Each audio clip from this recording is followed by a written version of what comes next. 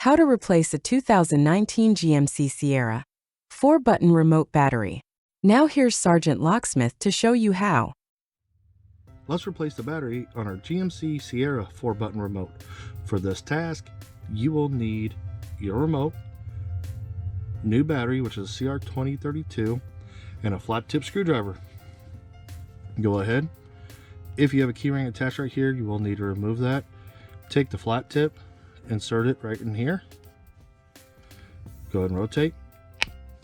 Slide it to the other side, rotate, and the back cover comes off. Now that it has, you see this bigger spot on your remote. That is what you're going to aim for when you put your finger down in the middle of the battery. Put it down, pull towards that, and when you do, push down, and the battery pops up. And as you notice, it's a CR2032. This is a new remote, so I'm going to put this battery back in. Notice how I drop it in. Reverse the process, push down. Then after you push it down, push it back. So you'll come in to get under here. Once it gets under, push it back because you want to know that lip.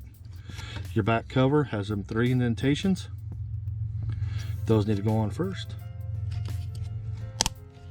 There you go, you changed out your battery. Hey, thanks again for watching, and let's be safe out there.